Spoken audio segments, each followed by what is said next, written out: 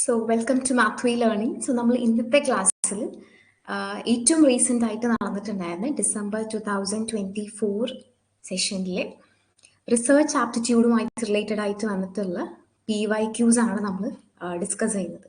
So നമുക്കറിയാം പല ഷിഫ്റ്റുകളായിട്ട് exam നടന്നിട്ടുണ്ടായിരുന്നു. അതിൽ വൺ ഓഫ് ദ ഷിഫ്റ്റുകളിൽ വന്നിട്ടുള്ള ഇമ്പോർട്ടൻ്റ് ആയിട്ടുള്ള like note one of the shift, obviously നമുക്കറിയാം ഒരു ഷിഫ്റ്റിൽ 5 ചോദ്യങ്ങളാണ് റിസർച്ച് ആപ്റ്റിറ്റ്യൂഡിൽ വരുന്നുണ്ടാവുക. സോ അങ്ങനെ കുറച്ച് ഷിഫ്റ്റുകളായിട്ട് വന്നിട്ടുള്ള റിസർച്ച് ആപ്റ്റിറ്റ്യൂഡിൻ്റെ കുറച്ച് PYQs ആണ് നമ്മൾ ഇന്ന് ഡിസ്കസ് ചെയ്യുന്നത്. So will go into the session. So first question is like this: dash issues concern the question of what is or should be regarded as acceptable knowledge in a discipline. Options എന്ന് പറയുന്നത് epistemological, ontological, positivist or realism.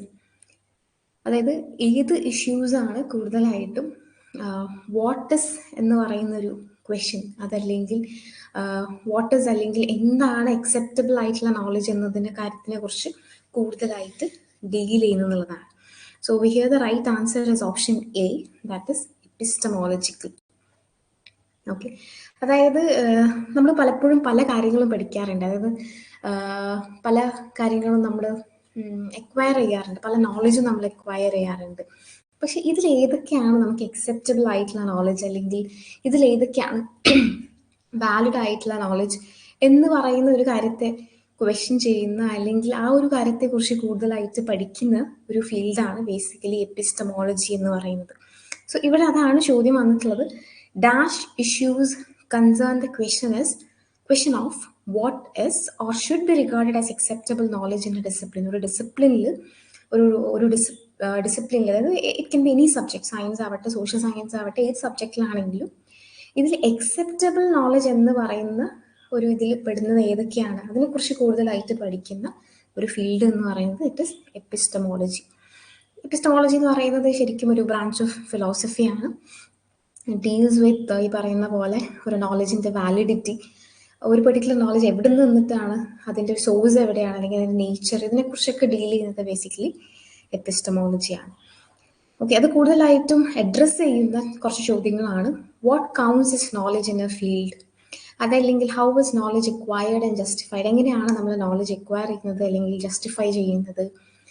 അതുപോലെ തന്നെ നമുക്ക് കിട്ടുന്ന ഒരു കാര്യം എന്ന് പറയുന്നത് അത് ശരിയാണ്, അല്ലെങ്കിൽ അതിനൊരു എവിഡൻസ് ആയിട്ട് നമ്മൾ എന്താണ് കൺസിഡർ ചെയ്യുന്നത്, എന്ത് ക്രൈറ്റീരിയ ആണ് നമ്മൾ വെക്കാറുള്ളത് എന്നൊക്കെ ഉള്ളത്. ഓക്കെ, ഇപ്പോൾ ഫോർ എക്സാമ്പിൾ നമുക്കറിയാം സോഷ്യൽ സയൻസിലും പല ഫീൽഡുകൾ നമ്മൾ റിസർച്ചിൻ്റെ ഭാഗമായിട്ട് ക്വാളിറ്റേറ്റീവ് മെത്തേഡ്സ് യൂസ് ചെയ്യാറുണ്ട്, ക്വാണ്ടിറ്റേറ്റീവ് മെത്തേഡ്സും യൂസ് ചെയ്യാറുണ്ട്. ഓക്കെ, ബട്ട് സ്റ്റിൽ എപ്പോഴും ഒരു ഡിബേറ്റ് നടന്നുകൊണ്ടിരിക്കുന്നുണ്ട്, ഏതാണ് കുറച്ചും കൂടി ആപ്റ്റ് ആയിട്ടുള്ള ഒരു മെത്തേഡ്, അല്ലെങ്കിൽ വാലിഡ് ആയിട്ടുള്ള റിസൾട്ട് പ്രൊഡ്യൂസ് ചെയ്യുന്ന മെത്തേഡ് ഏതാണ്. അപ്പോൾ അങ്ങനത്തെ ചോദ്യങ്ങളെ കുറിച്ചൊക്കെ ഡീൽ ചെയ്യുന്നത് ബേസിക്കലി എപ്പിസ്റ്റമോളജിയാണ്. So the right answer is option A. Considering the other options, option B is ontological. Ontological എന്ന് പറയുന്നത് നേച്ചർ ഓഫ് റിയാലിറ്റി അല്ലെങ്കിൽ നേച്ചർ ഓഫ് എക്സിസ്റ്റൻസിനെ കുറിച്ച് കൂടുതലായിട്ട് പഠിക്കുന്ന ഒരു ഫീൽഡാണ് ഓണ്ടോളജി എന്ന് പറയുന്നത്.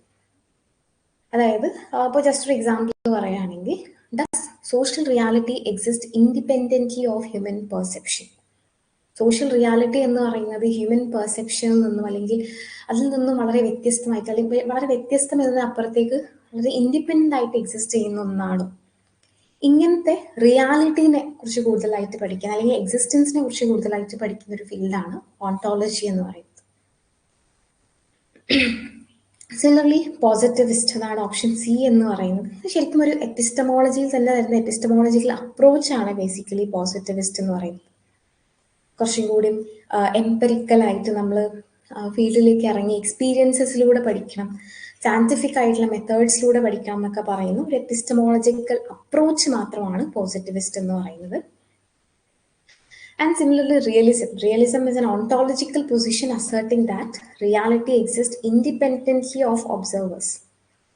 അപ്പം അതും ഒരു ഓണ്ടോളജിക്കൽ ആയിട്ടുള്ള ഒരു പൊസിഷൻ മാത്രമാണ്. So here it deals with ഒരു നോളജിന്റെ വാലിഡിറ്റിനെ കുറിച്ചിട്ട്, ഏത് നോളജ് ആണ് അക്സെപ്റ്റബിൾ എന്നൊരു കാര്യമൊക്കെ ഡീൽ ചെയ്യുന്നത് basically it is epistemology.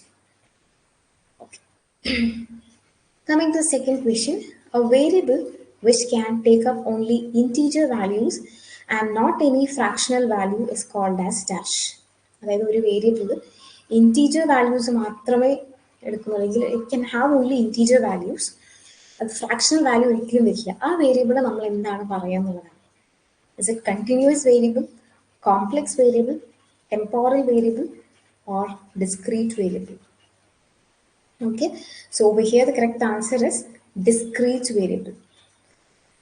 Discrete വേരിയബിൾസിൻ്റെ ഒരു പ്രത്യേകത എന്ന് പറയുന്നത് അതിന് സ്പെസിഫിക് ആയിട്ടുള്ള സെപ്പറേറ്റ് ആയിട്ടുള്ള ഹോൾ നമ്പർ വാല്യൂസ് മാത്രമേ വരുള്ളൂ എന്നുള്ളതാണ് ഡിസ്ക്രീറ്റ് വേരിയബിൾസിൻ്റെ ഒരു പ്രത്യേകത എന്ന് പറയുന്നത്. ഫോർ എക്സാമ്പിൾ, നമ്മളൊരു ക്ലാസ്സിൽ ഉണ്ടാകുന്ന നമ്പർ ഓഫ് സ്റ്റുഡൻസ് അത് എപ്പോഴും ഒരു ഹോൾ നമ്പർ ആയിരിക്കും, 30 പേര്. അതൊരു ഡിസ്ക്രീറ്റ് വേരിയബിൾ ആണ്. 30 പേര് അല്ലെങ്കിൽ 29 പേര്. നമ്മൾ ഒരിക്കലും 30.5 കുട്ടികൾ ക്ലാസ്സിലുണ്ടെന്നൊന്നും ഒരിക്കലും പറയില്ല. ഓക്കെ, അപ്പോൾ ഡിസ്ക്രീറ്റ് വേരിയബിൾസ് ആണ് കറക്റ്റ് ആയിട്ടുള്ള answer. Considering the other options, continuous variable. Continuous variable എന്ന് പറയുന്നത് എന്തും ആവാം, ചിലപ്പോൾ ഫ്രാക്ഷൻസ് ആവാം, ഡെസിമൽസ് ആവാം, it can take any values. So it is continuous variable അല്ല കറക്റ്റ് ആയിട്ടുള്ള answer. Then complex variable. Complex variable എന്ന് പറയുന്നത് ഇമാജിനറി നമ്പേഴ്സ് ഒക്കെ ഇൻവോൾവ് ആയിട്ടുള്ളതാണ് കോംപ്ലെക്സ് വേരിയബിൾ എന്ന് പറയുന്നത്. And temporal variable is more related to time measurement ഒക്കെ ആയിട്ട് റിലേറ്റഡ് ആയിട്ട് വരുന്ന ഒരു വേരിയബിൾ ആണ് temporal variable. So here the most appropriate answer is answer D, discrete variable. Going to the other question, next question. Arrange the steps of research process in correct sequence. നമുക്കറിയാം, നമ്മൾ research ചെയ്യുന്ന സമയത്ത് ഒരു chronological order of steps ഉണ്ട്, അതായത് കൃത്യമായിട്ട് ഏത് സ്റ്റെപ്പിലൂടെ എങ്ങനെ കടന്നു പോകണം എന്നുള്ളത്. സോ ഇവിടെ ചില സ്റ്റെപ്സ് വന്നിട്ടുണ്ട്. ഇത് നമ്മൾ UGC net JRF exam pattern നമ്മളിപ്പം ആദ്യം ഡിസ്കസ് ചെയ്തിട്ടുള്ളതൊക്കെ വളരെ കണ്ടിന്യൂസ് ആയിട്ടുള്ള. അപ്പോൾ ഇതാണ് ഒരു ടൈപ്പ് ഓഫ് ചോദ്യം. ഇറ്റ് ഇസ് എ ഡയറക്റ്റ് ചോദ്യം. ദാറ്റ് ഇസ് ഒരു 4 ഓപ്ഷൻസ് തന്നിട്ട് ഡയറക്റ്റ് ആയിട്ട് നമുക്ക് ആൻസർ പിക്ക് ചെയ്യുക എന്നുള്ളൊരു type of question. Then we have ഈ തരത്തിൽ ABCDEF എന്നൊക്കെ പറഞ്ഞിട്ട് ഓപ്ഷൻസ് തന്നിട്ട് അതിനെ ഒന്നെങ്കിൽ അറേഞ്ച് ചെയ്യുക, കറക്റ്റ് സീക്വൻസിലാക്കുക എന്നൊക്കെ പറയുന്ന ഒരു ടൈപ്പ് ഓഫ് ക്വസ്റ്റ്യൻ. അത് ചിലപ്പം ക്രോണോളജി ബേസ്ഡ് ആവാം, ചിലപ്പോൾ ഇയർ ബേസിസിൻ്റെ ആവാം, ഹിസ്റ്റോറിക്കൽ ആയിട്ടുള്ള ഒരു ഡെവലപ്മെന്റിന്റെ അടിസ്ഥാനത്തിലാവാം. ആ തരത്തിലൊക്കെ ചോദ്യങ്ങൾ വരാറുണ്ട്. സോ ഇവിടെ arrange the steps of research process in A correct sequence, collecting data, reviewing the literature, designing the methodology, formulating a research process, analysis and interpretation. ഇത്രയും സ്റ്റെപ്സ് ആണ് തന്നിട്ടുള്ളത്. Choose the correct answer from the options given below. Option A എന്ന് പറയുന്നത് DBACE. Option B is DBCAE. Option C is DCBAE. And option D is ACBED. ഇതിൽ most appropriate ആയിട്ടുള്ള answer എന്ന് പറയുന്നത് it is option B, DBCAE. നമ്മൾ ആദ്യം എന്താണ് ചെയ്യുക? ബേസിക്കലി നമ്മൾ ആദ്യം ചെയ്യുന്ന ഒരു ഇതെന്ന് പറയുന്നത് ഒരു റിസർച്ച് പ്രോബ്ലം അല്ലെങ്കിൽ ഒരു റിസർച്ച് പ്രോസസ്സ് ഫോർമുലേറ്റ് ചെയ്യുക എന്നുള്ളതാണ് ആദ്യം ചെയ്യുന്ന ഒരു പ്രോസസ്സ് എന്ന് പറയുന്നത്. അതായത് നമ്മൾ ഈ പറയുന്ന പോലെ ഇപ്പം എന്ത് കാര്യത്തെക്കുറിച്ചാണോ ഞാൻ പഠിക്കുന്നത്, ഞാൻ ഡിവോഴ്സ് എന്ന് പറയുന്ന ഒരു ഫാക്ടറിനെ കുറിച്ചാണ് പഠിക്കാൻ ഉദ്ദേശിക്കുന്നതെങ്കിൽ അതിനെക്കുറിച്ച് കൃത്യമായിട്ടുള്ള ഒരു ഫോർമുലേഷൻ ഉണ്ടാക്കുക എന്നുള്ളതാണ് ആദ്യം ചെയ്യേണ്ട ഒരു കാര്യം. ഐ തിങ്ക് ഓപ്ഷൻസിൽ it should be formulating a research problem, not process, മാറിപ്പോയതാണ്, it is error. So basically research problem formulate ചെയ്യുക എന്നുള്ളതാണ്. അപ്പോൾ ഡിവോഴ്സിന്റെ കാര്യകാരണങ്ങൾ എന്തൊക്കെയാണൊക്കെയാണ് പഠിക്കുന്നതെങ്കിൽ that is a research problem. Then പിന്നെ നമ്മൾ ചെയ്യുന്ന സ്റ്റെപ്പാണ് ഇതിന് മുമ്പ് ഡിവോഴ്സ് എന്ന് പറയുന്ന ഏരിയയിൽ നടന്നിട്ടുള്ള ലിറ്ററേച്ചർ റിവ്യൂ ചെയ്യുക എന്നുള്ളത്. അപ്പം ദാറ്റ് ഇസ്, അതായത് ഇപ്പോൾ ഞാൻ ഈ പറഞ്ഞ പോലെ ഡിവോഴ്സ് ആയിട്ട് റിലേറ്റഡ് ആയിട്ട് ആരൊക്കെ സ്റ്റഡി ചെയ്തിട്ടുണ്ട്, എവിടെയൊക്കെ ഇപ്പോൾ നമ്മൾ നോക്കിക്കഴിഞ്ഞാൽ ഇപ്പോൾ കോട്ടയത്ത് സ്റ്റഡി നടന്നിട്ടുണ്ട്, മലപ്പുറത്തൊരു സ്റ്റഡി നടന്നിട്ടുണ്ട്. അപ്പം ഓൾറെഡി അതിനെക്കുറിച്ച് എക്സിസ്റ്റ് ചെയ്യുന്ന ലിറ്ററേച്ചർ റിവ്യൂ ചെയ്യുക എന്നുള്ളതാണ് രണ്ടാമത് ചെയ്യുന്ന കാര്യം. ഓക്കെ, ഇതിനൊക്കെ ശേഷം നമ്മൾ നമ്മുടെ സ്റ്റഡിക്ക് ആവശ്യമായിട്ടൊരു മെത്തഡോളജി സെറ്റ് ചെയ്യും.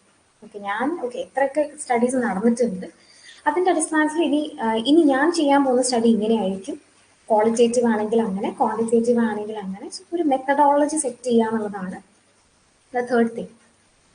മെത്തഡോളജി സെറ്റ് ചെയ്തു, ഓക്കെ ക്വാളിറ്റേറ്റീവ് ആണ് തീരുമാനിച്ചു, അല്ലെങ്കിൽ ക്വാണ്ടിറ്റേറ്റീവ് ആയിട്ട് സ്റ്റഡി മുന്നോട്ട് കൊണ്ടുപോകാം എന്നൊക്കെ തീരുമാനിച്ചു. എന്നിട്ട് നമ്മൾ ഡേറ്റ കളക്ട് ചെയ്യാൻ വേണ്ടി നമ്മുടെ പാർട്ടിസിപ്പൻസ് എന്ന് പറയുന്നത് ഡിവോഴ്സീസ് ആയിരിക്കും. അവരിൽ നിന്നും ഡേറ്റ കളക്ട് ചെയ്യുക, അതായത് അവരുടെ ഈ ഒരു ഡിവോഴ്സിലേക്ക് ലീഡ് ചെയ്തിട്ടുള്ള റീസൺസ് എന്തൊക്കെയാണ് നമ്മൾ തീരുമാനിച്ചു വെച്ചിട്ടുള്ള മെത്തഡോളജി ഉപയോഗിച്ചിട്ട് ഡേറ്റ കളക്ട് ചെയ്യുന്നു. പിന്നെ നമ്മൾ ചെയ്യുന്നത് ഈ ഡേറ്റനെ കൃത്യമായിട്ട് അനലൈസ് ചെയ്യുന്നു, ഇന്റർപ്രറ്റ് ചെയ്യുന്നു എന്നുള്ളതാണ്. ഓക്കെ, സോ അങ്ങനെ വരുന്ന സമയത്ത് the right answer is DBCAE, that is option B ആണ് കറക്റ്റ് ആയിട്ടുള്ള answer. Coming to the next question, identify the correct statements about hypothesis testing. Hypothesis ടെസ്റ്റിങ്ങിനെ കുറിച്ച് ഇതിൽ കറക്റ്റ് ആയിട്ടുള്ള സ്റ്റേറ്റ്മെന്റ്സ് ഏതൊക്കെയാണെന്നുള്ളതാണ്. Option A, a null hypothesis assumes that no relationship between variables or different groups exist.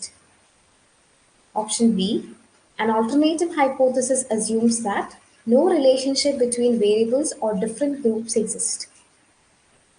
A hypothesis must be acceptable or falsifiable. Option D, null hypothesis is always true. The correct choose the correct answer. ഇതിൽ ഏതൊക്കെ statements ആണ് correct എന്നുള്ളതാണ്. Is it A and C, A, B and C, B and C, A and D? Just നമ്മൾ options analyse ചെയ്ത് കഴിഞ്ഞാൽ നമുക്ക് മനസ്സിലാവും. ഇതിൽ കറക്റ്റ് ആൻസർ എന്ന് പറയുമ്പോൾ ഓപ്ഷൻ എ ആണ്. That is A and C. നമ്മൾ ജസ്റ്റ് സെന്റൻസസ് ഓരോ സ്റ്റേറ്റ്മെന്റ്സ് ജസ്റ്റ് ഒന്ന് വായിച്ചു നോക്കാം.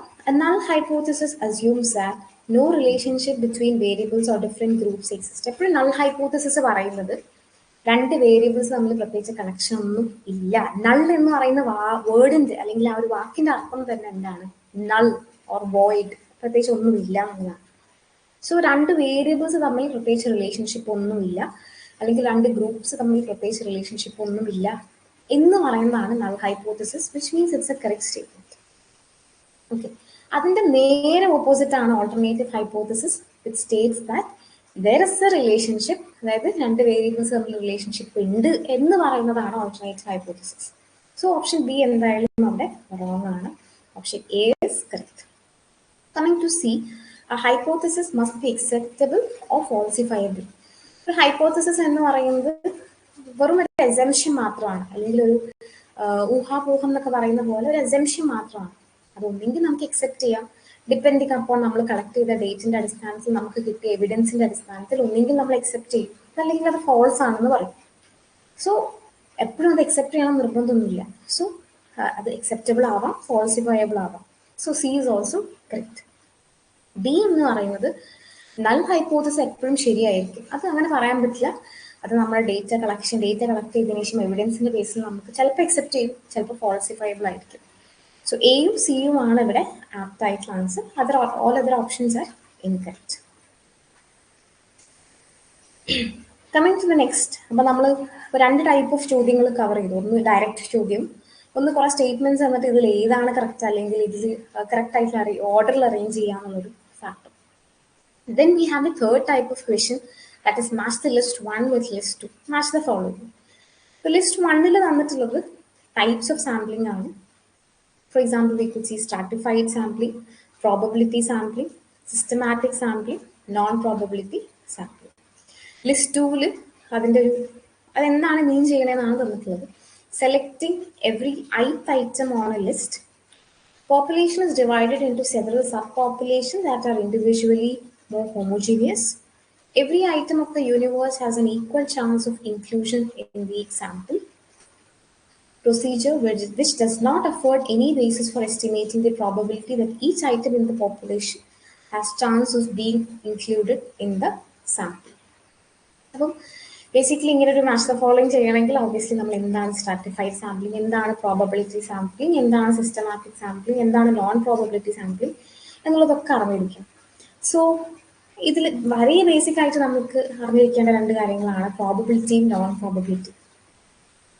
Okay. These are the options, and here the right answer is actually option C. So before going on to the explanation, നമുക്ക് വളരെ detailed ആയിട്ട് തന്നെ probability sampling എന്ന് പറയുന്നത് അല്ലെങ്കിൽ റാൻഡം സാമ്പിളിംഗ് എന്ന് പറയുന്നത് അവിടെ എല്ലാവർക്കും ചൂസ് ചെയ്യപ്പെടാനുള്ള സാധ്യതകൾ ഒരേപോലെയാണ്. അപ്പം നമ്മളൊരു 30 പേര് അടങ്ങിയിട്ടുള്ള ക്ലാസ് റൂമിൽ ആർക്കാണ് ഇന്ന് പ്രൈസ് അടിക്കുന്നത് നോക്കാൻ വേണ്ടി എന്തെങ്കിലും ഒരു ലോട്ട് ഇടുകയാണ്. ആർക്കാണ് ഇതൊരു മെഗാ വിന്നർ എന്നുള്ള രീതിയിൽ ഒരു ലോട്ട് ഇടുക. ക്ലാസ് എന്നുള്ള രീതിയിൽ വേണ്ട, മേ ബി ഒരു ഷോപ്പിംഗ് മാളിൽ ഒരു സമ്മാനം കൊടുക്കാൻ വേണ്ടിയിട്ട് എല്ലാവരുടെ പേരും എഴുതിയിട്ട് ഒരു ലോട്ട് ഇടുകയാണ്. അവിടെ എന്താണ്, എല്ലാവർക്കും സെലക്ട് ചെയ്യപ്പെടാനുള്ള സാധ്യതകൾ ഒരേപോലെയാണ്. ഓക്കെ, ഏത് ലോട്ട് വേണമെങ്കിലും എടുക്കാം. സാധ്യത ഒരേപോലെയാണ്. അതിനെയാണ് നമ്മൾ പ്രോബബിലിറ്റി അല്ലെങ്കിൽ റാൻഡം സാമ്പിളിംഗ് എന്ന് പറയുന്നത്. ഇതെന്ന് പറയുന്നത് every item of the universe has N equal chance of inclusion in the sample. എല്ലാവർക്കും ഒരേ ഈക്വൽ ചാൻസ് ഉണ്ട്. അതിൻ്റെ നേരെ ഓപ്പോസിറ്റ് ആണ് non probability sample. Non probability sampling എന്ന് പറയുന്നത്, ഇതേ എക്സാമ്പിൾ എടുക്കാം. നമ്മളൊരു ഷോപ്പിംഗ് മാളിൽ അവർ പിക്കപ്പ് ചെയ്ത് ഇങ്ങനെ ലോട്ട് ഇട്ട് എടുക്കുന്നതിന് പകരമായിട്ട് അതിൽ മാനേജറാണ് സജസ്റ്റ് ചെയ്യുന്നത് ആർക്ക് കൊടുക്കാം. മാനേജർ ഓബിയസ്ലി ആളുടെ ഒരു പാർഷ്യാലിറ്റിക്കും ഇതിനൊക്കെ വെച്ചിട്ട് അല്ലെങ്കിൽ ആളുടെ ബയസൊക്കെ വെച്ചിട്ട് ഒരാളുടെ പേര് പറയും. അപ്പോൾ അവിടെ എന്താണ്, എല്ലാവർക്കും സെലക്ട് ചെയ്യപ്പെടാനുള്ള സാധ്യത ഇല്ല. മാനേജറിന് പേഴ്സണലി അറിയുന്ന ആർക്കെങ്കിലും ആണ് കിട്ടാൻ സാധ്യതയുള്ളത്. ഓക്കെ, സോ അപ്പം അതെന്ന് പറയുന്നത് procedure which does not afford any basis for estimating the probability that each item in the population has chance of being included in the sample. അതായത് എന്താ പറയുക, സെലക്ട് ചെയ്യപ്പെടാനുള്ള സാധ്യതകൾ ഒരേപോലെ അല്ല എന്നുള്ളതാണ് അതിൻ്റെ ഒരു മീനിങ് വരുന്നത്. അപ്പോൾ ഈ പറഞ്ഞ പോലെ മാനേജർ കൂടുതൽ പ്രിഫറബിൾ ആയിട്ടുള്ള ആളുകളായിരിക്കും ചൂസ് ചെയ്യുന്നത്.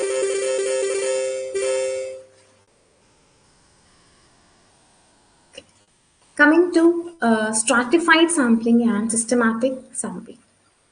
Systematic sampling എന്ന് പറയുന്നത് ഈ പറയുന്ന പോലെ ഒരു ലിസ്റ്റിൽ എല്ലാ ഐറ്റവും ചൂസ് ചെയ്യപ്പെടും. അപ്പം നമ്മുടെ ക്ലാസ് റൂമിൽ ഒരു 30 പേരുണ്ട്. അപ്പോൾ 30 പേരിൽ ഞാൻ രണ്ടാമത്തെ സ്റ്റുഡൻറ്റിനെ സെലക്ട് ചെയ്തു. ഒരു സിസ്റ്റമാറ്റിക് ആയിട്ട്, അതായത് 2, 12, 22, അതല്ലെങ്കിൽ 100 കുട്ടികളുള്ള ഒരു ക്ലാസ് ആണെങ്കിൽ 2, 22, 32, 42, 52, 62, 72 എല്ലാ ഐത്ത് അല്ലെങ്കിൽ ഐ എന്ന് പറയുന്നത് ജസ്റ്റ് ക്യാൻ ബി സെക്കൻഡ്. 9ാമത്തെ ആണെങ്കിൽ 19, 29, 39, 49 അങ്ങനെ അങ്ങനെ. അപ്പം ഓരോ ഐറ്റവും സെലക്ട് ചെയ്യപ്പെടാനുള്ള സാധ്യത ഉണ്ടെങ്കിൽ അതിനെയാണ് നമ്മൾ സിസ്റ്റമാറ്റിക് സാമ്പിളിംഗ് എന്ന് പറയുന്നത്. അപ്പോൾ സി ഗോസ് വിത്ത് 1. പിന്നെ വരുന്നതാണ് സ്ട്രാറ്റിഫൈഡ് സാമ്പിളിംഗ്. നമ്മളൊരു പോപ്പുലേഷനെ സബ് ആയിട്ടുള്ള പോപ്പുലേഷൻസ് ആയിട്ട്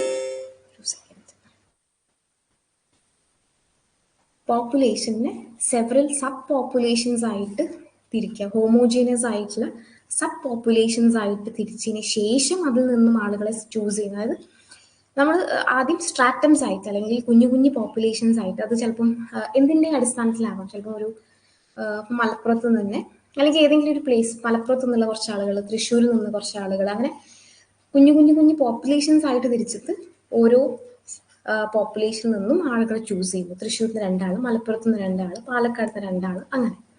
so that is known as stratified sampling. So A goes with 2. Okay, so the right answer is option C, that is A2, B3, C1 and D4. Okay, അപ്പോൾ നമ്മളൊന്നുകൂടെ പറയാം. Stratified sampling എന്ന് പറയുന്നത് sub populations ആക്കിയിട്ട് തിരിച്ചിട്ട് അതിൽ നിന്നും ആളുകളെ choose ചെയ്യുന്നു. Probability sampling or random sampling എന്ന് പറയുന്നത് അതിൽ എല്ലാവരും സെലക്ട് ചെയ്യപ്പെടാനുള്ള സാധ്യത ഒരുപോലെയാണ്. സിസ്റ്റമാറ്റിക് സാമ്പിളിംഗ് എന്ന് പറയുന്നത് നമ്മൾ ഓരോ ഐറ്റവും ചൂസ് ചെയ്യണം. നോൺ പ്രോബബിലിറ്റി സാമ്പിളിംഗ് എന്ന് പറയുന്നത് അവിടെ എല്ലാവരും സെലക്ട് ചെയ്യപ്പെടാനുള്ള സാധ്യത ഒരുപോലെ അല്ലാതെ നോൺ റാൻഡം സാമ്പിളിംഗ് എന്നും നമ്മൾ പറയാറുണ്ട്.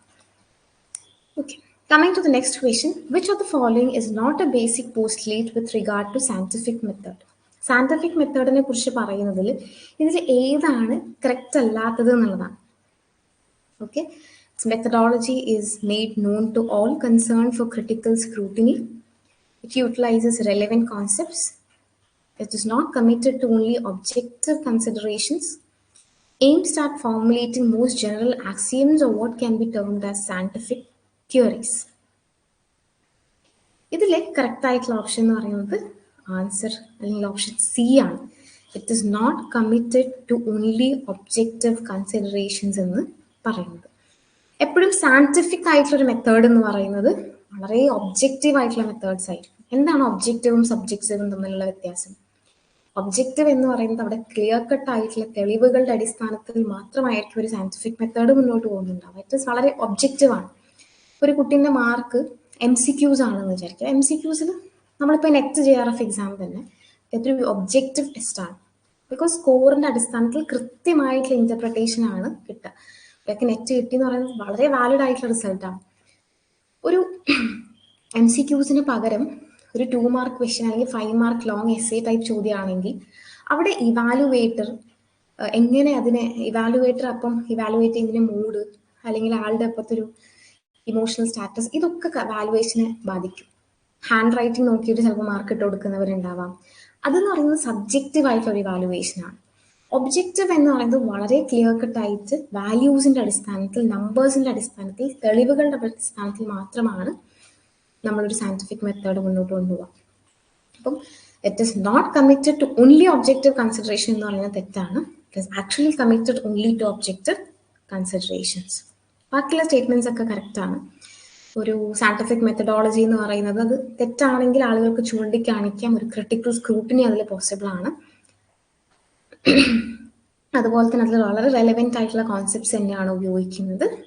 ആൻഡ് ബേസിക്കലി സയന്റിഫിക് ആയിട്ടുള്ള മെത്തേഡ്സ് എന്ന് പറയുന്നത് ജനറൽ ആയിട്ടുള്ള ആക്സിയംസും സയന്റിഫിക് തിയറീസും ഒക്കെ പ്രൊഡ്യൂസ് ചെയ്യാൻ വേണ്ടിയിട്ട് തന്നെയാണ് ചെയ്യുന്നത്. സോ എയും ബിയും ഡി ഒക്കെ കറക്റ്റ് ആണ്, സി ആണ് correct answer, I mean incorrect statement. Next question is, deliberate sampling is also known as dash. Snowball sampling, purposive or probability sampling, quota sampling, or purposive or non-probability sampling. Deliberate sampling എന്ന് പറയുന്നത് it is purposive or non-probability sampling തന്നെയാണ്. Basically ആ ഒരു ചോദ്യത്തിൽ തന്നെ രണ്ട് answers there was a എന്താ പറയുക ഓവർലാപ്പ് ഉണ്ടായിരുന്നു. Okay, so basically purposive sampling എന്ന് പറയുന്നത് നമ്മുടെ സ്റ്റഡീൻ്റെ പേർപ്പസിന് അടിസ്ഥാനത്തിൽ നമ്മൾ ആളുകളെ ചൂസ് ചെയ്യണം. അപ്പം ഞാൻ കഴിഞ്ഞ എക്സാമ്പിളിൽ പറഞ്ഞു ഡിവോഴ്സ്ഡ് ആയിട്ടുള്ള ആളുകളെ കുറിച്ചാണ് ഞാൻ പഠിക്കുന്നത്. സോ ഒബ്വിയസ്ലി ഞാൻ ചൂസ് ചെയ്യുന്ന ആളുകൾ എന്തായിരിക്കും, വളരെ ഡെലിബറേറ്റ് ആയിട്ട് ഡിവോഴ്സ് ആയിട്ടുള്ള ആളുകൾ മാത്രമേ ഞാൻ ചൂസ് ചെയ്യാൻ പാടുള്ളൂ, അല്ലേ?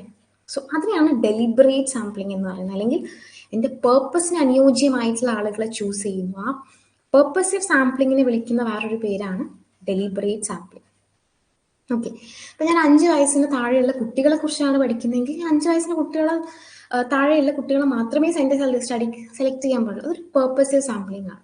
സോ പേർപ്പസീവ് സാമ്പിളിങ്ങിനെ വിളിക്കുന്ന വേറൊരു പേരാണ് deliberate sampling. Which of the following are not referencing styles. നമ്മൾ റിസർച്ചിൻ്റെ ഭാഗമായിട്ട് ഫൈനലി നമ്മൾ റെഫറൻസസ് കൊടുക്കുന്നുണ്ടാവും. സോ അവിടെ നമ്മൾ പല styles like MLA style, APA style, അങ്ങനെ പല സ്റ്റൈൽസും ഉപയോഗിക്കാറുണ്ട്. അപ്പോൾ ഇതിൽ ഏതാണ് റെഫറൻസിങ് സ്റ്റൈൽ അല്ലാത്തതെന്നാണ് ചോദിച്ചിട്ടുള്ളത്. വളരെ ഇമ്പോർട്ടൻ്റ് ആയിട്ടുള്ള ഒരു ഏരിയ ആണ്, റിപ്പീറ്റഡ് ചോദ്യങ്ങൾ വരുന്ന ഒരു ഏരിയ ആണ്. Okay, Harvard referencing style, Oxford referencing style, Cambridge referencing style, New York referencing style and Vancouver referencing style. Options എന്ന് പറയുന്നത് C and D, C, D and E, D and E, or B and C. ഇതിൽ ഏതാണ് referencing styles അല്ലാത്തതെന്നുള്ളതാണ്. Right answer is option A, that is C and D. Cambridge referencing style, New York referencing style, ഇത് രണ്ടും relevant ആയിട്ടുള്ള referencing styles അല്ല എന്നുള്ളതാണ്. Okay, so coming to Harvard referencing style, അതൊരു well known ആയിട്ട് നമ്മൾ യൂസ് ചെയ്യുന്ന ഒരു റെഫറൻസിങ് സ്റ്റൈലാണ്.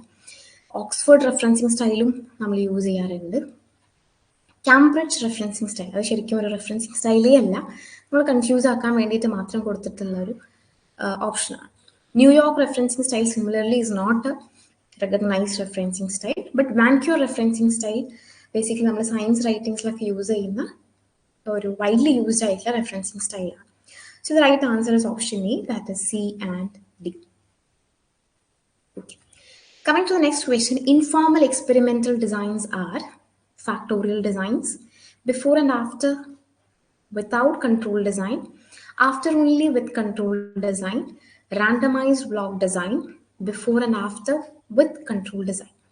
ഈ ഇൻഫോർമൽ എക്സ്പെരിമെന്റൽ ഡിസൈൻസ് എന്ന് പറയുന്നത് ഇതിൽ ഏതിനൊക്കെ ബാധകമാണെന്നുള്ളതാണ്.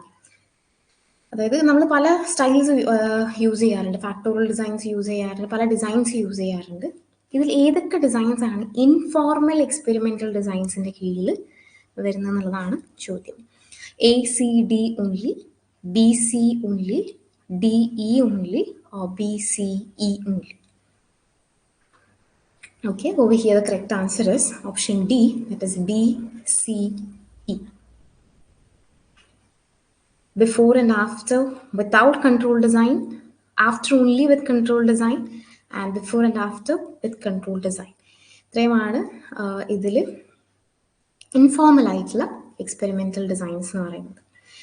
ഇൻഫോർമൽ എക്സ്പെരിമെൻ്റൽ ഡിസൈൻസ് എന്ന് പറയുന്നത് വളരെ സിമ്പിളായിട്ട്, അല്ലെങ്കിൽ അത്ര നമുക്കറിയാം എപ്പോഴും എക്സ്പെരിമെൻ്റൽ ഡിസൈൻ എന്ന് പറഞ്ഞാൽ എന്താണ്, വളരെ കൺട്രോൾഡ് ആയിട്ടാണ് നമ്മൾ കാര്യങ്ങൾ മുന്നോട്ട് കൊണ്ടുപോകുന്നത്. സോ അത്രയും കൺട്രോൾഡ് അല്ലാത്ത അല്ലെങ്കിൽ വളരെ സിംപ്ലർ ആയിട്ടുള്ള ഒരു ഡിസൈനെയാണ് നമ്മൾ ഇൻഫോർമൽ എക്സ്പെരിമെൻ്റൽ ഡിസൈൻ എന്ന് പറയുന്നത്. അപ്പം വളരെ ഫോർമൽ എക്സ്പെരിമെൻ്റൽ ഡിസൈൻ എന്ന് പറഞ്ഞാൽ ഇറ്റ് ഇസ് വെൽ കൺട്രോൾഡ് മെത്തേഡാണ്, വളരെ കോംപ്ലെക്സ് ആയിരിക്കും. ബട്ട് അതിൽ നിന്നും വ്യത്യസ്തമായിട്ട് ലെസ് കൺട്രോൾഡ് ആയിട്ടുള്ള എക്സ്പെരിമെൻ്റൽ ഡിസൈൻസിനെയാണ് ഇൻഫോർമൽ എക്സ്പെരിമെൻ്റൽ ഡിസൈൻസ് എന്ന് പറയുന്നത്. ഓക്കെ, സോ ഇതിൽ ഈ പറഞ്ഞ പോലെ ഇൻഫോർമൽ എക്സ്പെരിമെൻ്റൽ ഡിസൈൻസിൻ്റെ കീഴിൽ വരുന്നതാണ് before and after without control design. Similarly, after only with control design and before and after with control design. നമ്മൾ ഇത് കൂടുതലായിട്ടും എക്സ്പെരിമെൻ്റൽ ഡിസൈൻസ് നമുക്ക് വളരെ ഇമ്പോർട്ടൻ്റ് ആയിട്ട് പഠിക്കാനുള്ള ഒരു ഏരിയ ആണ്. സോ അത് കൂടുതൽ ഇൻഡെപ്ത് ആയിട്ട് നമ്മൾ അവിടെ ഡിസ്കസ് ചെയ്യുന്നുണ്ടാവും. വാട്ട് ഈസ് എക്സ്പെരിമെൻ്റൽ ഡിസൈൻസ്, അതിൻ്റെ കീഴിൽ വരുന്ന ഓരോ ടൈപ്സും നമ്മൾ ഇതിൻ്റെ കീഴിൽ ഡിസ്കസ് ചെയ്യുന്നുണ്ടാവും. സോ മേ ബി അപ്പോഴാണ് നമ്മൾ കൺട്രോൾ ഗ്രൂപ്പ്, എക്സ്പെരിമെൻ്റൽ ഗ്രൂപ്പ്, അതൊക്കെ കുറച്ചും കൂടി ക്ലിയർ കട്ട് ആയിട്ടുള്ളൊരു ഐഡിയ കിട്ടുള്ളൂ. So will go into those areas further during the class time. Next, identify the variables associated with interval scale of measurement. നമുക്കറിയാം scale of മെഷർമെൻറ്റും വളരെ important ആയിട്ടുള്ളൊരു area ആണ്. Interval scale, ratio scale, nominal scale, ordinal scale, ഇങ്ങനെ 4 scales നമ്മൾ പഠിച്ചിട്ടുണ്ടാവും. ഇതിൽ interval scale of മെഷർമെൻറ്റിൽ പെടുന്നത് ഏതൊക്കെയാണെന്നുള്ളതാണ്. Time of the day in 24-hour format, date of birth, weight, height. The options are A and B, C and D, A, C and D, or A only. So over here the right answer is option A, that is time of the day in 24-hour format and date of birth. ഇത് രണ്ടുമാണ് interval scale of മെഷർമെൻറ്റിൽ വരുന്നത്. Interval scale of മെഷർമെൻറ്റിൻ്റെ main ആയിട്ടുള്ളൊരു പ്രത്യേകത എന്ന് പറയുന്നത് ഇതിൽ equal ആയിട്ടുള്ള intervals ഉണ്ടാവും. ഓരോ നമ്പേഴ്സ് തമ്മിൽ ഈക്വൽ ആയിട്ടുള്ള ഇൻ്റർവെൽസ് ഉണ്ടാകും. നമുക്ക് റാങ്കിങ് പോസിബിൾ ആണ്, ലേബിളിംഗ് പോസിബിൾ ആണ്, ഒക്കെ പോസിബിൾ ആണ്. ഒരു ആബ്സല്യൂട്ട് സീറോ ഉണ്ടാവില്ല എന്നുള്ളതാണ്. ഓക്കെ, ഇപ്പോൾ time of the our in 24-hour format എന്ന് പറയുമ്പം അതിൽ ഈ പറയുന്ന പോലെ വളരെ ഈക്വൽ ആയിട്ടുള്ള ഇൻ്റർവെൽസ്, ഓരോ അവറിൻ്റെ ഇടയിൽ 60 മിനിറ്റ് ഈക്വൽ ആയിട്ടുള്ള ഇൻ്റർവെൽസ് വരുന്നുണ്ട്. കൃത്യമായിട്ടുള്ളൊരു സീറോ നമുക്കതിൽ കാണാൻ പറ്റില്ല. മിഡ് നൈറ്റ് ആയി കഴിഞ്ഞാലും 0000 എന്നുള്ള ടൈം വരുന്നുണ്ടാവും. അതായത് ഇപ്പോൾ 12 മണി അല്ലെങ്കിൽ 12:59 കഴിഞ്ഞാൽ പിന്നെ 1 മണി, മീൻസ് അതിങ്ങനെ റെഗുലേറ്റ് ചെയ്ത് പോകും. There is no absolute zero. Similarly date of birth എന്ന് പറയുന്നത്, ഇപ്പോൾ ഒരാൾ ജനിച്ചത് 1990 അല്ലെങ്കിൽ 2005 ജനിച്ചു, പക്ഷെ നമ്മൾ ഒരിക്കലും സീറോ എന്ന് പറഞ്ഞിട്ട് വർഷത്തിൽ ജനിച്ചു എന്ന് പറയില്ല. സോ അബ്സല്യൂട്ട് സീറോ ഇല്ല, പക്ഷെ ഓരോ വർഷങ്ങളും തമ്മിൽ കൃത്യമായിട്ടുള്ള ഗ്യാപ്പാണുള്ളത്. 12 മാസത്തിന്റെ ഗ്യാപ്പ് ഉണ്ട്. അപ്പോൾ ഈക്വൽ ഇൻറ്റർവൽ ഉണ്ട്, മീനിങ് ഫുൾ ആണ്, പക്ഷെ there is no absolute zero. So the correct answer is option A. Coming to the next question, arrange the following in the correct order of their appearance in the APA style of journal article referencing. നമുക്കറിയാം social സയൻസിലൊക്കെ നമ്മൾ use ചെയ്യുന്ന വളരെ important ആയിട്ടുള്ള referencing സ്റ്റൈലാണ് APA. അപ്പം ആ ഒരു APA ഫോർമാറ്റിൽ റെഫറൻസ് ചെയ്യുന്ന സമയത്ത് which is the correct order? Okay, name of the journal in italics, DOI, initials of the order, title of the article. Okay, the options are A, B, C, D, B, C, D, A, C, D, A, B, or D, A, B, C. Over here, the right answer is option C. Option C is C, D, A, B.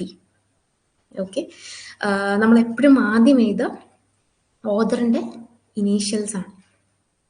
അതാണ് first നമ്മൾ കൊടുക്കുന്നുണ്ടാവുക. ഓർഡറിൻ്റെ ഇനീഷ്യൽസും ഓർഡറിൻ്റെ നെയിമും കാര്യങ്ങളൊക്കെയാണ് നമ്മൾ ആദ്യം കൊടുക്കുക, followed by ആർട്ടിക്കിളിൻ്റെ പേര്, പിന്നീടാണ് title of the article, then journal, ഏത് ജേർണലിലാണോ ആർട്ടിക്കിൾ വന്നിട്ടുള്ളത് ജേർണലിൻ്റെ പേര്, ആൻഡ് ദെൻ DOI ഏറ്റവും ലാസ്റ്റ് ആണ് വരിക.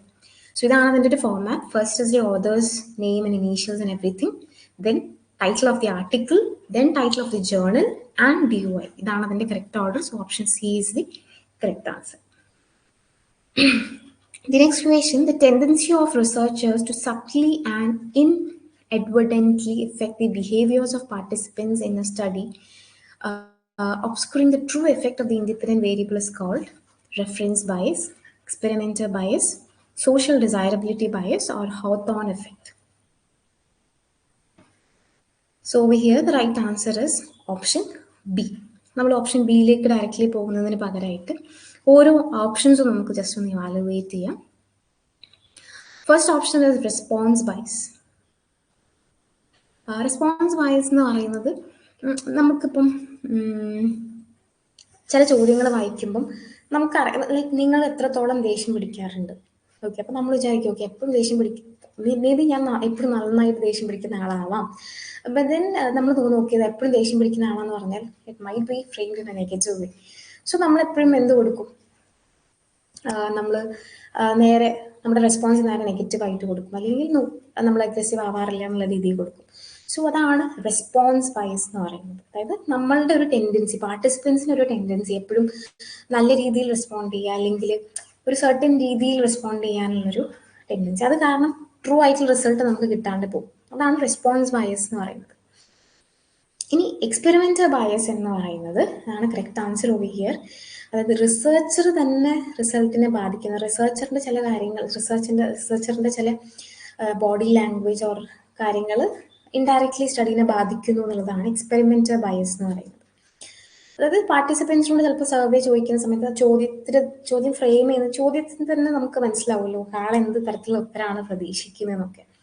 അപ്പം അങ്ങനെ ആളുടെ ഒരു ബോഡി ലാംഗ്വേജ് എന്നോ അല്ലെങ്കിൽ ആളുടെ ഒരു എക്സ്പെക്ടേഷൻ ഇതാണെന്ന് മനസ്സിലാക്കിയിട്ട് നമ്മൾ അത് ആ തരത്തിലുള്ള റിസൾട്ട് കൊടുക്കുന്നു.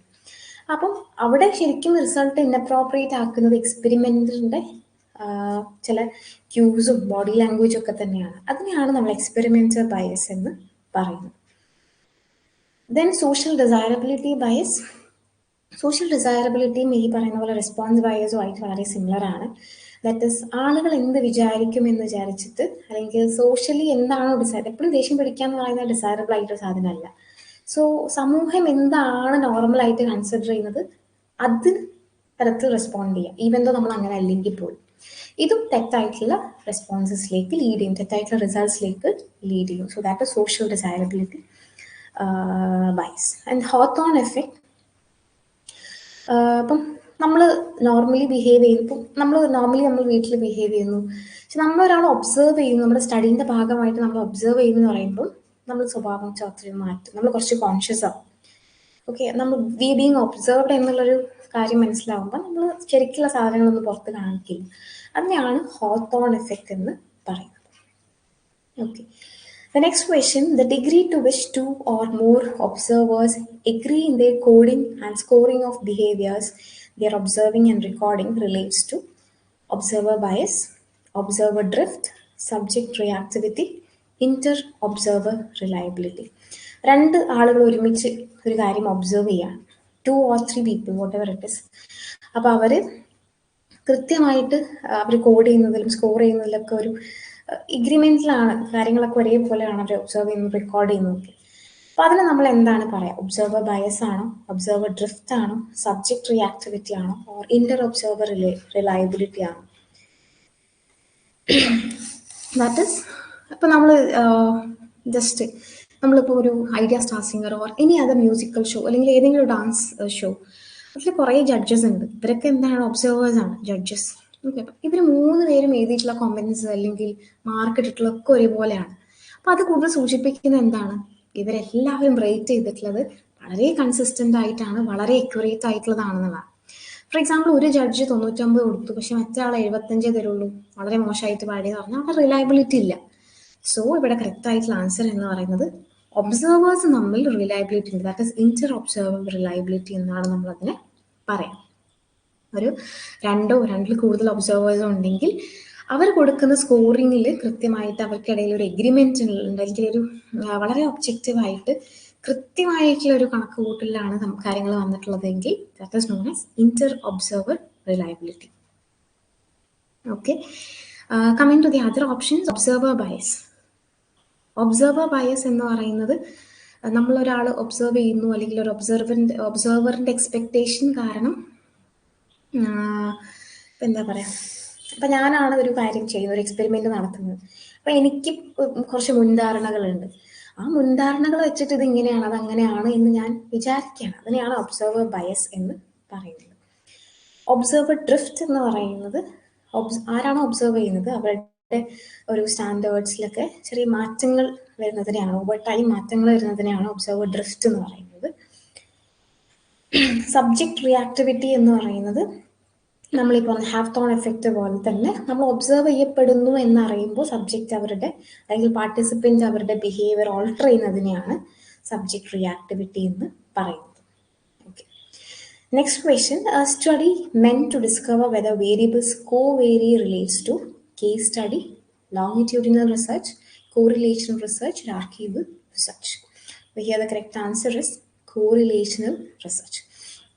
കോവേരി എന്ന് പറഞ്ഞാൽ എന്താണ്? ഒരു വേരിയബിൾ അനുസരിച്ച് മറ്റ് വേരിയബിൾ എന്ത് സംഭവിക്കുന്നു എന്ന് നോക്കുന്നതിന് നമ്മൾ എന്താണ് പറയുക? It is correlational research. ഇപ്പോൾ കോറിലേഷണൽ റിസർച്ച് എന്ന് പറഞ്ഞാൽ ഒരു വേരിയബിളിനനുസരിച്ചിട്ട് മറ്റ് വേരിയബിൾസിന് എന്താണ് പറ്റുന്നത്, അതാണ് കോവേരി എന്ന് പറയുന്നത്. ഇപ്പം ഒരു വേരിയബിൾ കൂടുന്നതിനനുസരിച്ച് മറ്റത് കൂടാണ്, that is known as positive correlation. ഒന്ന് കുറയുന്നതിനനുസരിച്ച് മറ്റ് വേരിയബിളും കുറയുകയാണെങ്കിൽ ഇറ്റ്സ് നെഗറ്റീവ് കോറിലേഷൻ. അപ്പം വേരിയബിൾസ് തമ്മിൽ എത്രത്തോളം അവേഴ്സ് നമ്മൾ പഠിക്കുന്നു അതിനനുസരിച്ച് സ്കോർ കൂടുന്നു. മണിക്കൂറുകൾ കൂടുമ്പോൾ, പഠിക്കുന്ന മണിക്കൂറുകൾ കൂടുമ്പോൾ കിട്ടുന്ന മാർക്കും കൂടുന്നു, പോസിറ്റീവ് കോറിലേഷൻ. പഠിക്കുന്ന അവേഴ്സ് കുറയുമ്പോൾ മാർക്കും കുറയുന്നു, that is also positive correlation. Negative correlation എന്ന് പറഞ്ഞാൽ ഒന്ന് കൂടുന്നു, നന്നായിട്ട് പഠിക്കുന്നുണ്ട് പക്ഷെ മാർക്ക് വളരെ കുറവാണ്, അത് നെഗറ്റീവ് കോറിലേഷൻ ആണ്. ഓക്കെ, സോ വേരിയബിൾസ് നമ്മൾ കോവേരി ചെയ്യുന്നുണ്ടോ എന്ന് നോക്കുന്നത് correlational research. Next is identify the sampling techniques that are for studying hidden population.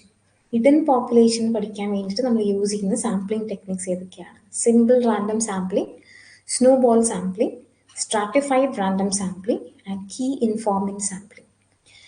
So the options are A and B, A and C, B and D, or C and D. Over here the right answer is option C, that is snowball sampling and key informant sampling. അത് നമുക്ക് അത്രത്തോളം സുലഭമായിട്ട് കിട്ടാത്തൊരു population ആണെന്ന് വിചാരിക്കാം. ഇപ്പം കേരളത്തിൽ കുട്ടികൾ വേണ്ട എന്ന് വെച്ചിട്ടുള്ള കപ്പിൾസ് വളരെ കുറവായിരിക്കും. നമുക്ക് അങ്ങനെ പോയിട്ട് പെട്ടെന്ന് എല്ലാവരും കണ്ടുപിടിക്കാനൊന്നും പറ്റില്ല. സോ അത് നമുക്ക് യൂസ് ചെയ്യാൻ പറ്റുന്ന ഒരു ടെക്നിക്കാണ് സ്നോബോൾ സാമ്പിളിംഗ്. നമുക്ക് ഒരാളെ അറിയാം കുട്ടികൾ വേണ്ടെന്ന് വെച്ചിട്ടുള്ള, അപ്പം അവർ പറയുന്ന വേറൊരാളെ കണ്ടുപിടിക്കും. ഇനി അവരോട് പോയി സംസാരിച്ചിട്ട് അവർക്ക് അറിയുന്ന വേറൊരാളെ പറഞ്ഞു തരും. അങ്ങനെ ഒരാൾ വേറൊരാളിലേക്ക് എത്തി സാമ്പിളിനെ ചൂസ് ചെയ്യുന്നതിനെയാണ് സ്നോബോൾ സാമ്പിളിംഗ് എന്ന് പറയുന്നത്. ഓക്കെ, അതിന് കീ ഇൻഫോർമൻറ്റ് സാമ്പിളിംഗ് എന്ന് പറയുന്നത് നമ്മൾ സ്പെഷ്യലൈസ്ഡ് ആയിട്ടുള്ള നോളജും അതല്ലെങ്കിൽ കണക്ഷൻസ് ഒക്കെ ഉപയോഗിച്ചിട്ട് എങ്ങനെയെങ്കിലുമൊക്കെ ആളുകളെ തപ്പിപ്പിടിച്ച് കിട്ടുന്നതിനെയാണ് കീ ഇൻഫോം. അതായത് ഇപ്പോൾ നമ്മൾ ഏതെങ്കിലും പ്രധാനപ്പെട്ട ആളുകളെ കണ്ടെത്തിയിട്ട് ഇവിടെ വാർഡിൽ ആരെങ്കിലും അങ്ങനെ ഉണ്ടോ, അല്ലെങ്കിൽ അങ്ങനെ വളരെയധികം കീ ഇൻഫർമേഷൻ കിട്ടിക്കൊണ്ട് ആളുകളെ ചൂസ് ചെയ്യുന്നതിനെയാണ്. അതും ഈ പറയുന്ന പോലെ സുലഭമായിട്ട് കിട്ടാത്ത പോപ്പുലേഷൻ ആണെങ്കിൽ നമ്മൾ അങ്ങനെയാണ് ചെയ്യുക. So that is key informant sampling. The approach to the study of reality that suggests that only knowledge gained through experience and senses is acceptable refers to symbolic interactionism, postmodernism, empirism or objectivism. അതായത് ഏത് അപ്രോച്ചാണ് കൂടുതലായിട്ടും എക്സ്പീരിയൻസിലൂടെ gain ചെയ്യുന്നതും അല്ലെങ്കിൽ നമ്മൾ sense ചെയ്ത് കിട്ടുന്ന നോളജുമാണ് കുറച്ചുകൂടി acceptable എന്ന് പറയുന്നത്. That is again option C, that is empiricism. Empiricism ആണ് പറയുന്നത് നമ്മൾ എക്സ്പീരിയൻസ് ചെയ്യുന്ന കാര്യങ്ങളാണ് ശരിക്കും നോളജ് എന്നുള്ളത്. നമ്മൾ സെൻസറി ആയിട്ട് നമുക്ക് 5 സെൻസസ് ഉണ്ട്. ഈ 5 സെൻസസ് ഉപയോഗിച്ച് നമ്മൾ ഒബ്സർവ് ചെയ്ത് കണ്ടുപിടിച്ച് നമ്മൾ എക്സ്പീരിയൻസിലൂടെ കണ്ടെത്തേണ്ടതാണ് നോളജ് എന്ന് പറയുന്നത്. It is empiricism. So it is option C. Coming to the other options, symbolic interactionism. ഇത് ശരിക്കും ഒരു സോഷ്യോളജിക്കൽ പെർസ്പെക്റ്റീവ് ആണ്. ആളുകൾ എങ്ങനെയാണ് സോഷ്യൽ ഇൻട്രാക്ഷനിലൂടെ മീനിങ് കണ്ടെത്തുന്നത്, സോഷ്യൽ ഇൻട്രാക്ഷനിൽ അവരെങ്ങനെയാണ് സിമ്പിൾസ് യൂസ് ചെയ്യുന്നത്, സിമ്പിൾസ് എങ്ങനെയാണ് ആളുകൾ ഇൻറ്റർപ്രറ്റ് ചെയ്യുന്നത്, ഇൻഫ്ലുവൻസ് ചെയ്യുന്നത്, ഇങ്ങനത്തെ കാര്യങ്ങളൊക്കെയാണ് ബേസിക്കലി സിംബോളിക് കുറച്ചും കൂടി ഒരു സോഷ്യൽ ഇൻട്രാക്ഷനെ കുറിച്ച് പഠിക്കുന്ന ഒരു സോഷ്യോളജിക്കൽ ആയിട്ടുള്ള ഒരു പെർസ്പെക്റ്റീവ് ആണ്. പോസ്റ്റ് മോഡേണിസം എന്ന് പറയുന്ന ഒരു ഇന്റലക്ച്വൽ മൂവ്മെന്റ് ആണ്. So that is also not related to this. Coming to objectivism. Objectivism എന്ന് പറയുന്നത് നമ്മൾ സെൻസ് ചെയ്യുന്ന കാര്യങ്ങൾക്കല്ല കൂടുതൽ ഫോക്കസ് കൊടുക്കേണ്ടത്. ഒബ്ജക്റ്റീവായിട്ട് വളരെ സയന്റിഫിക് ആയിട്ട് പഠിക്കുന്ന കാര്യങ്ങൾക്ക് മാത്രമാണ്, അല്ലെങ്കിൽ അതിലേക്ക് മാത്രം കൂടുതൽ ഫോക്കസ് കൊടുക്കുക എന്ന് പറയുന്നതാണ് objectivism. Okay, so it is option D is also not right over here. Coming to the next question, when a person responds the same way to just about every item on a rating scale, this respondent is engaging in telescoping, satisficing, differentiation, or optimizing. അതായത് ഒരു ആള് ഇപ്പോൾ ഒരു ചോദ്യത്തിൽ, ഇപ്പോൾ ഒരു scale means ഇപ്പോൾ ഒരു ഡിപ്രഷൻ മെഷർ ചെയ്യാനുള്ള സ്കെയിലോ അല്ലെങ്കിൽ ട്രൂത്ത്ഫുൾനെസ് എന്തെങ്കിലും ഒരു വേരിയബിൾ മെഷർ ചെയ്യാനുള്ള സ്കെയിലിൽ ഒരു 50 ചോദ്യങ്ങളുണ്ട്. ഈ 50 ചോദ്യങ്ങളും എല്ലാ ഐറ്റത്തിനോടും ഒരേ രീതിയിലാണ് ആൾ റെസ്പോണ്ട് ചെയ്യുന്നത്. അപ്പോൾ ആൾ അവിടെ എന്താണ് ചെയ്യുന്നത്? Is it telescoping, satisficing, non differentiation or optimising? Right answer is non differentiation. അതായത് ആ ഒരു കാര്യത്തിന് നമ്മൾ നോൺ ഡിഫറൻസിയേഷൻ എന്നാണ് പറയാം. ഒരു ആളുടെ, അതായത് എല്ലാ ഐറ്റത്തിനോടും സിമിലർ, അപ്പം 1 to 5 ഈ 50 ഐറ്റങ്ങളും റേറ്റ് ചെയ്യാൻ പറയുന്നത്. ഇയാൾ എല്ലാ ചോദ്യത്തിനും ആവറേജ് എന്ന് പറഞ്ഞിട്ട് 3 ഇങ്ങനെ പോയിരിക്കുകയാണ്. 50 ചോദ്യത്തിലും 3 മാത്രമാണ് ടിക്ക് ചെയ്തിട്ടുള്ളത്. സോ ഇത് സൂചിപ്പിക്കുന്നത് നോൺ ഡിഫറൻസിയേഷൻ ആണ്. അതായത് ശരിക്കും ആൾക്ക് പറയാനുള്ള കാര്യങ്ങളല്ല ആൾ പറഞ്ഞിട്ടുള്ളത്. എല്ലാ ചോദ്യത്തിനോടും ആൾ വളരെ യൂണിഫോം ആയിട്ട് റെസ്പോണ്ട് ചെയ്തിട്ടുണ്ട്. ഇത് ഒന്നെങ്കിൽ ആൾ ബോർ ആയതുകൊണ്ട് ബോറടിച്ചിട്ട് വെറുതെ ചെയ്തതാവാം, എനിക്ക് ചെയ്യാൻ ഒരു താല്പര്യം ഇല്ലാത്തതുകൊണ്ട് ക്ഷീണിച്ചിട്ട് അങ്ങനെ ചെയ്തതാവാം, പെട്ടെന്ന് തീർക്കാമെന്ന് വിചാരിച്ചിട്ട് ചെയ്യുന്നതാവാം, അല്ലെങ്കിൽ ഐറ്റംസ് മനസ്സിലാവാത്തതുകൊണ്ട് ചെയ്യുന്നതാവാം. പല റീസൺസ് കൊണ്ട് നോൺ ഡിഫറൻസിയേഷൻ ഉണ്ടാവാം. I hope it's clear. Like how often do you watch TV എന്നുള്ളതാണ് ഫസ്റ്റ് ചോദ്യം. അതിനും ആവറേജ്. അങ്ങനെ എല്ലാ ചോദ്യത്തിനും 5 അല്ലെങ്കിൽ 3 ആവറേജ് എന്നുള്ള സാധനം മാത്രം ഇട്ട് പോയിട്ടുണ്ടെങ്കിൽ that is known as differentiation. ബാക്കിയുള്ള ഓപ്ഷൻസ് നമ്മൾ അനലൈസ് ചെയ്ത് കഴിഞ്ഞാൽ ടെലിസ്കോപ്പിംഗ് എന്നത് കോഗ്നേറ്റീവ് ആയിട്ടുള്ള ഒരു ബയസ് ആണ്.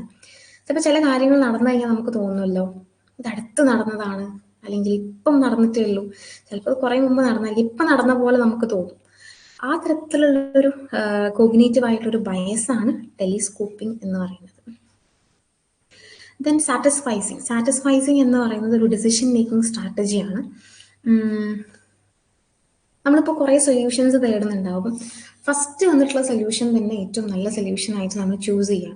അതായിരിക്കും വളരെ സാറ്റിസ്ഫാക്ടറി, ഗുഡ് ഇനഫ് ഇതാണെന്ന് പറഞ്ഞിട്ട് വളരെ ക്വിക്കായിട്ട് ഡിസിഷൻ എടുക്കാൻ വേണ്ടി. ചിലപ്പോൾ അതിനേക്കാൾ നല്ല ഡിസിഷൻസ് മുമ്പ് കിടക്കുന്നുണ്ടാവും. പക്ഷെ ആദ്യം വന്ന സാധനം തന്നെ, ആദ്യം വന്നിട്ടുള്ള ചോയ്സ് തന്നെ, ആദ്യം അവരുടെ മനസ്സിലേക്ക് വന്നിട്ടുള്ള ഓപ്ഷൻ തന്നെ ചൂസ് ചെയ്യുന്നു. അതിനെയാണ് സാറ്റിസ്ഫൈസിങ് എന്ന് പറയുന്നത്.